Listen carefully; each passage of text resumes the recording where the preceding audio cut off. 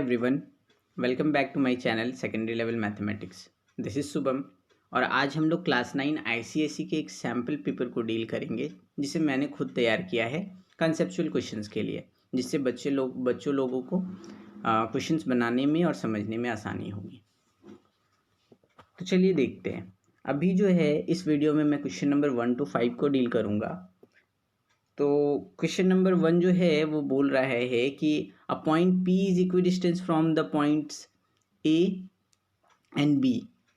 कोई हम लोग को एक पॉइंट P दिया हुआ है, उसका कोऑर्डिनेट हम लोग को दिया हुआ है और A और B का कोऑर्डिनेट हम लोग को दिया हुआ है और गिवन कंडीशन दिया हुआ है कि A और B दोनों जो है P पॉइंट से इक्वल डिस्टेंस पे है। तो हम लोग को बताना है कि K का वैल्यू क्या होगा।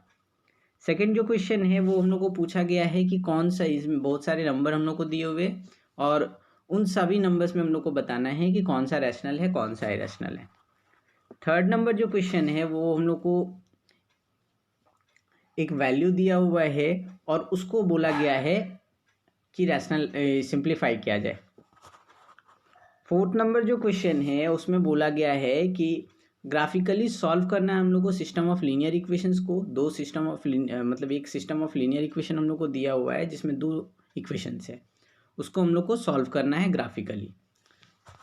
क्वेश्चन नंबर 5 में हम लोग को बोला गया है कि सिस्टम ऑफ लीनियर इक्वेशन हम लोग को दिया गया है जिसके थ्रू हम लोग को एक्स और वाई का वैल्यू फाइंड आउट करना है। ये दो इक्वेशन हम लोग को दिया हुआ है, 1/2x minus 1/y is equal to -1, 1/x plus 1/2y is equal to 8 और कंडीशन दिया हुआ है x is not equal to 0 and y is not equal to 0।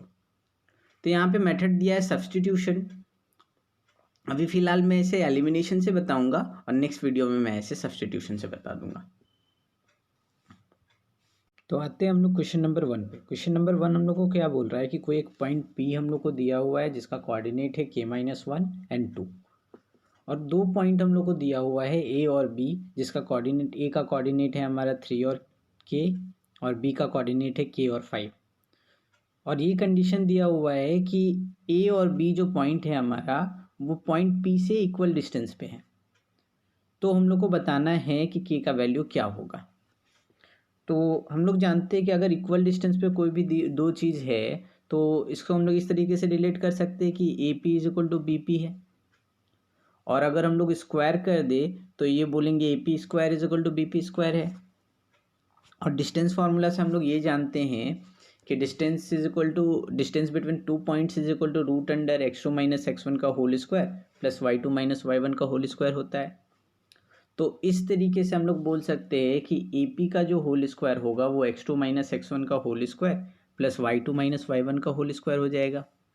Similarly BP का जो होल स्क्वायर होगा वो x3 माइनस x1 का whole square plus y3 minus y1 का होल स्क्वायर हो जाएगा। अब सारे पॉइंट के हिसाब से हम लोग इसको रिलेट कर देते हैं। x2 हमारा क्या है 3, x1 क्या है k-1, y2 क्या है k, y1 क्या है 2। तो हम लोग का इक्वेशन क्या बन जाएगा 3 माइनस k-1 का होल स्क्वायर प्लस k-2 का whole square is equal to, अब BP पे बात करते हैं। BP में हम लोग का क्या होगा k-1 का होल स्क्वायर प्लस 5-2 का होल स्क्वायर। तो ये दोनों इक्वल हो गए। अब इसको हम लोग सॉल्व करके क्या करेंगे, K का वैल्यू लाएंगे। तो जब हम लोग 3 माइनस k-1 को सॉल्व करेंगे तो 3 और माइनस ऑफ -1 क्या मिल जाएगा हम लोग को 4 और minus k, that means 4 minus k का होल स्क्वायर हो जाएगा प्लस k-2 का होल स्क्वायर हो जाएगा, वो इक्वल हो जाएगा। अब यहाँ पे k माइनस k मेरा क्या हो जाएगा 0 RHS साइड में, तो बचेगा क्या माइनस ऑफ -1 दैट मीन्स +1 का whole square plus 5-2 is equal to 3 का होल स्क्वायर। तो इक्वेशन मेरा बन के क्या आ गया 4 माइनस k का होल स्क्वायर प्लस k-2 का whole square is equal to 1 का स्क्वायर प्लस 3 का स्क्वायर। इसको और आगे अगर लेकर के चले तो a माइनस बी का होल स्क्वायर में अगर हम लोग सेट करें 4 माइनस k का होल स्क्वायर को तो क्या हो जाएगा 4 का स्क्वायर प्लस k का square minus 2 into 4 into k plus k-2 का होल स्क्वायर बन जाएगा k square plus 2 square minus 2 into k into 2 is equal to RHS side में 1 + 9 हो जाएगा जो कि 10 बन जाएगा। तो जब हम लोग इसको सॉल्व कर लेंगे तो हमें एक क्वाड्रेटिक इक्वेशन आएगी और वो क्वाड्रेटिक इक्वेशन होगी k² - 6k + 5 is equal to 0 और जब हम लोग इस क्वाड्रेटिक इक्वेशन को मिडिल टर्म स्प्लिट करेंगे, मिडिल टर्म स्प्लिट कैसे करेंगे, फर्स्ट टर्म का कोफिशिएंट और लास्ट टर्म का कोफिशिएंट जो है उन दोनों का प्रोडक्ट करके, तो प्रोडक्ट कर रहे हैं तो वैल्यू क्या आ रहा है 5, तो हमको उसको स्प्लिट करना है। तो 5 कैसे आ सकता है, तो 5 को अगर हम लोग डिवाइड करके देखें तो 5 1 जा 5 होता है और 5 + 1 6 भी होता है, लेकिन हम लोग को क्या है बीच में -6 के दिया हुआ है, तो क्यों ना हम लोग -5 के माइनस के लगा दे, तो हम लोग को -6 के आ जाएगा। तो इक्वेशन मेरा क्या बन गया, k² - 5k - k + 5 = 0। और उसको सॉल्व करेंगे तो k × k - 5 -1 × k - 5 = 0। तो जब दोनों को सॉल्व करेंगे तो हमारा वैल्यू आएगा k = 1 एंड k = 5। अब आते हैं हम लोग क्वेश्चन नंबर 2 पे। क्वेश्चन नंबर 2 हमारा क्या बोल रहा है कि हम लोग को कुछ नंबर्स दिए हुए हैं और हम लोग को बताना है कि वो रैशनल नंबर है कि इरेशनल नंबर है। तो रैशनल और इरेशनल जानने के लिए हम लोग को उनका प्रॉपर्टीज़ जानना पड़ेगा। तो मैं क्वेश्चन के हिसाब से आपको प्रॉपर्टीज़ बताते जाऊंगा, जिससे समझने में भी आसानी होगी और याद करने में भी आप लोग को आराम होगा। तो क्वेश्चन नंबर 1 था, हम लोग को डेसिमल नंबर दिया हुआ है 3.1416। तो हम लोग को बताना है कि ये रैशनल नंबर है कि इरेशनल नंबर है। तो एक सिंपल सा नोट है इसमें कि कोई भी अगर टर्मिनेटिंग डेसिमल नंबर है तो वो ऑलवेज रैशनल नंबर होगा। मतलब कोई एक ऐसा डेसिमल नंबर जो ख़त्म हो जा रहा है किसी आफ्टर अ फिक्स टाइम, तो वो जो है हमारा टर्मिनेटिंग डेसिमल कहलाएगा। तो यहाँ पे 3.1416 देख रहे हैं हम लोग, ख़त्म हो जा रहा है, तो ये क्या है, एक टर्मिनेटिंग डेसिमल, इस कारण से ये एक रैशनल नंबर होगा। 2 का बी में हम लोग को जो नंबर दिया गया है वो है पाई। अब पूछ रहा है हम लोग से कि पाई रैशनल है कि इरेशनल है। तो सबसे पहले हम लोग पाई का वैल्यू लिख लेते हैं कि पाई एक्चुअली में है क्या। तो पाई का वैल्यू जो है 3.1415926535899793 continued up to infinite times. तो इसमें बहुत सारे नंबर्स होते हैं और ध्यान से अगर हम लोग देखें तो ये जितने भी पॉइंट के बाद जितने भी नंबर्स हम लोग देख रहे हैं, ये ना ही कहीं ख़त्म हो रहे हैं, नॉन टर्मिनेटिंग है, और ना ही रिपीट कर रहे हैं बार बार। इस कारण से हम लोग पाई को क्या बोलेंगे, एक इरेशनल नंबर बोलेंगे। जो भी नॉन टर्मिनेटिंग और नॉन रिपीटिंग डेसिमल नंबर होता है वो ऑलवेज इरेशनल नंबर होता है। तो हमारा क्या हो, पाई क्या हुआ, एक इरेशनल नंबर। अब आते 2 का सी में। सी जो क्वेश्चन है वो बोल रहा है 22/7 एक नंबर है, हम लोग को बताना है ये रैशनल नंबर है कि नहीं। तो रैशनल नंबर का बेसिक डेफिनेशन जो है वो क्या है, a number which is of the form p by q where q not equal to 0 and pq belongs to the set of integers is a rational number। तो हम लोग देख रहे हैं 22/7 p by q के फॉर्म में भी है और 7 नॉट इक्वल टू 0 भी है। तो इस कारण से हम लोग ये बोल सकते हैं कि ये 22/7 क्या है, हमारा एक रैशनल नंबर है। 2 का डी जो क्वेश्चन बोल रहा है 3.142857, ऊपर में रैकरिंग है। रैकरिंग का मतलब क्या, बार बार इतना नंबर रिपीट हो रहा है। मतलब क्या, 3.142857 142857 142857 continued up to so on. तो ये जो नंबर है ये हम लोग क्या देख रहे हैं, ये नॉन टर्मिनेटिंग तो है, ख़त्म नहीं हो रहा है, लेकिन रिपीटिंग है, बार बार रिपीट कर रहा है। तो जब भी नॉन टर्मिनेटिंग और रिपीटिंग डेसिमल नंबर हम लोग को मिले तो वो ऑलवेज एक रैशनल नंबर होता है। इस कारण से 3.142857 जो है अंडर रैकरिंग एक रैशनल नंबर होगा। अब 2 का ई जो है वो पूछ रहा है 5√3 क्या रैशनल है या इरेशनल है। तो इसके लिए एक छोटा सा नोट हम लोग को दिमाग में रखना चाहिए कि रूट के अंडर में जो भी अगर वैल्यू है वो अगर परफेक्ट स्क्वायर है तो वो कभी भी इरेशनल नहीं हो सकता।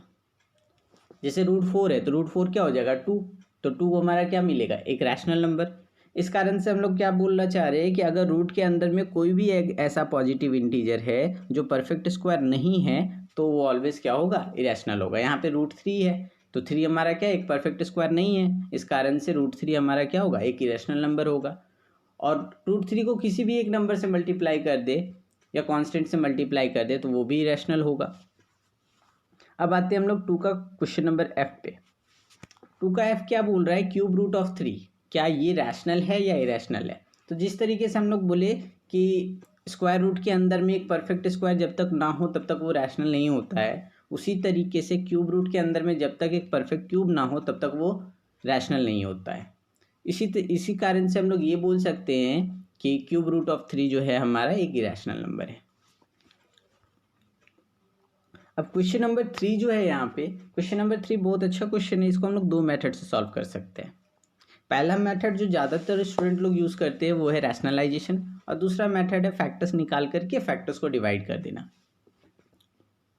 तो पहले मेथड पे आते हैं कि डिनोमिनेटर को जब हम लोग रैशनलाइज कर देंगे तब इसका सॉल्यूशन सिंप्लीफिकेशन कैसा होगा। तो क्वेश्चन क्या है हमारा, 2√45 + 3√20 अपॉन 2√5। हम लोग क्या कर रहे हैं, नीचे में √5 है। √5 क्या है, एक इरेशनल नंबर है। हम लोग को डिनोमिनेटर में कभी भी रैशनल नंबर नहीं रखना चाहिए। तो इसके लिए हम लोग क्या करते हैं, उसको रैशनलाइज कर देते हैं। तो √5 से जब हम लोग इसको रैशनलाइज करेंगे तो ये नंबर क्या बन जाएगा, 2√45 + 3√20 multiplied by √5 upon 2√5 into √5। √5 into √5 हम लोग को 5 मिल जाएगा। तो डिनोमिनेटर क्या बन जाएगा, 5 इंटू 2 दैट इज 10। और ऊपर में हम लोग को क्या मिल जाएगा, 2√45 इंटू √5 + 3√20 इंटू √5। जब √5 अंदर चला जाएगा मल्टीप्लीकेशन में तो हम लोग को क्या मिलेगा, अब √45 क्या है, √9 इंटू 5।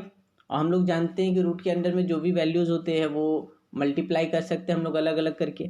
तो क्या बन जाएगा, 2 इंटू √9 इंटू √5, और एक और √5 हम लोग बाहर से मल्टीप्लाई किए थे। तो ये बन जाएगा 2 into √9 into √5 into √5 + 3 into √4 into √5 into √5 second part से अपॉन 10। अब √9 का वैल्यू 3 होता है, √5 इंटू √5 5 होता है। तो हम लोग क्या लिख सकते हैं इसको, 2 इंटू 3 इंटू 5 प्लस, और सेकेंड पार्ट में हम लोग देखें तो इसमें √4 का वैल्यू 2 होता है और √5 इंटू √5 5 दे देगा।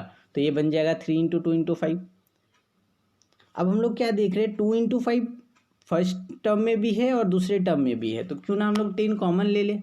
10 जब कॉमन ले लेंगे तो क्या मिलेगा, 3 + 3 और होल डिवाइडेड बाई 10।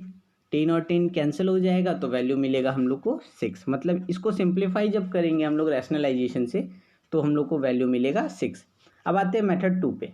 मेथड 2 क्या बोलता है, 2√45 हम लोग को दिया हुआ था। √45 को हम लोग तोड़ सकते हैं √5 इंटू √9 में। तो क्या बन जाएगा, 2 इंटू √5 इंटू √9 प्लस 3√20 था तो 3 इंटू √5 इंटू √4 अपॉन 2√5। हम लोग देख रहे हैं ऊपर में √5 दोनों टर्म में है तो √5 कैंसिल कर सकते हैं ऊपर नीचे। तो क्या बन जाएगा, 2 इंटू 3 + 3 इंटू 2 डैट मीन 6 + 6, 6 + 6 12/2। क्या 12/2 हम लोग को मिल जाएगा 6। यहाँ पे एक मिस्टेक है, यहाँ पे 12/2 होगा तो वैल्यू आएगा 6। अब आते हैं क्वेश्चन नंबर 4 पे। क्वेश्चन नंबर 4 क्या बोल रहा था हम लोग को कि हम लोग को दो लीनियर इक्वेशन दिया हुआ था, उसको हम लोग को सॉल्व नहीं करना था, हम लोग को उसको ग्राफ बनाना था, उसका ग्राफ बनाना था और ग्राफ बना करके उसका सॉल्यूशन बताना था। ऐसे जनरली हम लोग क्या करते हैं, सॉल्यूशन निकालते हैं by the method of substitution, या तो फिर क्रॉस मल्टीप्लिकेशन, या तो फिर एलिमिनेशन मेथड।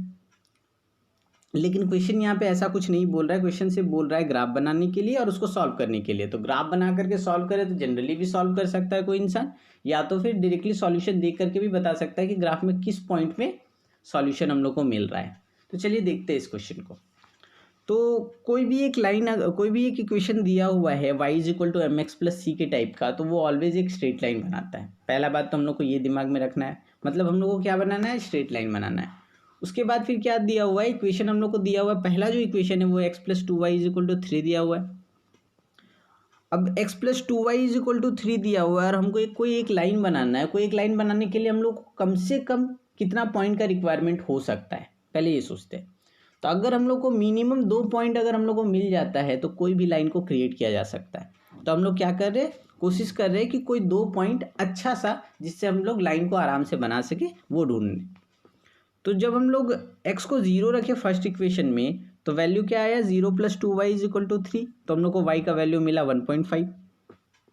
उस तरीके से जब हम x का वैल्यू 1 रखे तो हमको वैल्यू मिला y का वैल्यू 1। अब आते हैं सेकेंड इक्वेशन में, हमको दो ऐसा वैल्यू मिल गया जिसको हम लोग आराम से ग्राफ में प्लॉट कर सकते हैं।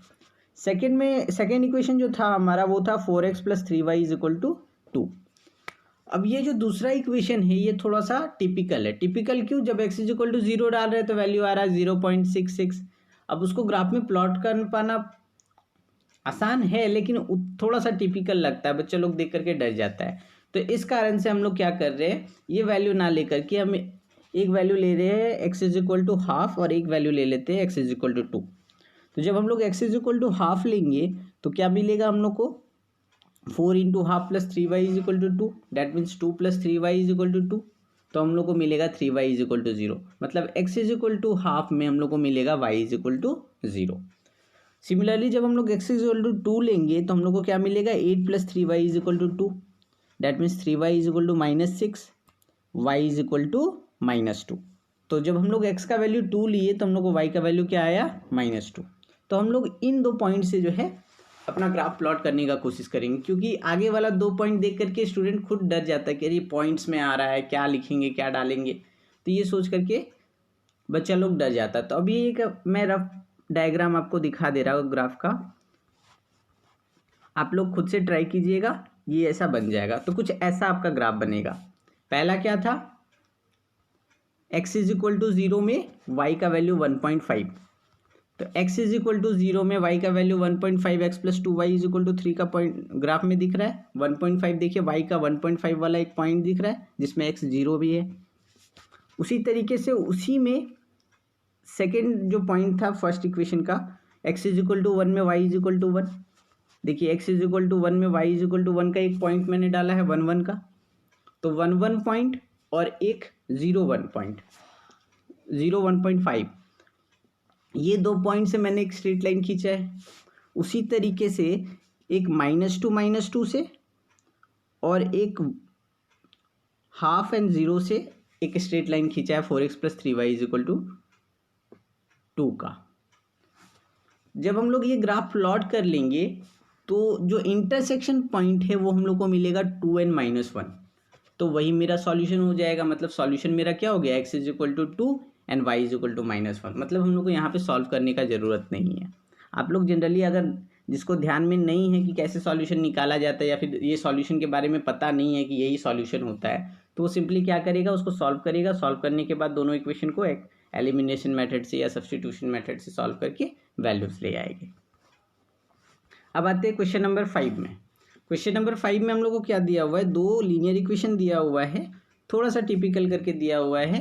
इक्वेशन क्या है हमारा 1/2x minus 1/y is equal to -1 and second equation है हमारा 1/x plus 1/2y is equal to 8। तो इस टाइप का क्वेश्चन को हम लोग डील कैसे करें।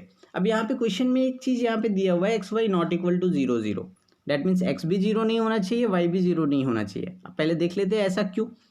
अगर मान लेते हैं हम यहाँ पे एक्स और वाई 0 रख दे तो 1/2x क्या हो जाएगा। पहले 1/x के बारे में बात करते हैं। अगर x 0 है तो 1/x मेरा क्या होगा 1/0। 1/0 क्या है, एक अनडिफाइंड वैल्यू है। मतलब क्या कि 1/2x माइनस 1/y क्या होगा, अनडिफाइंड माइनस अनडिफाइंड वैल्यू। तो ओवरऑल हम लोग को क्या मिलेगा, अनडिफाइंड वैल्यू। तो कभी भी -1 आ सकता है क्या, मतलब इस इक्वेशन को सेटिस्फाई नहीं करेगा 0 0। इस कारण से x y not equal to 0 0 लिया गया है। अब इस टाइप का इक्वेशंस को हम लोग कैसे सॉल्व करते हैं लीनियर इक्वेशंस को। तो सिंपली क्या करेंगे 1/x is equal to a ले लेंगे and 1/y is equal to B ले लेंगे। तो जब हम लोग इक्वेशन में डालेंगे 1/2x था तो उसको हम लोग क्या लिख सकते हैं 1/2 into A, that means a/2। तो a/2 minus B is equal to -1 हो जाएगा। 1/y की जगह में हम लोग b रखें तो a/2 minus B is equal to -1 को अगर हम लोग सॉल्व करें तो ये क्या बन जाएगा a minus 2b is equal to -2। उसी तरीके से जब सेकेंड इक्वेशन में हम लोग a और b का वैल्यू रख 1/x और 1/y का वैल्यू a और b रखेंगे तो क्या आएगा a plus half b is equal to 8।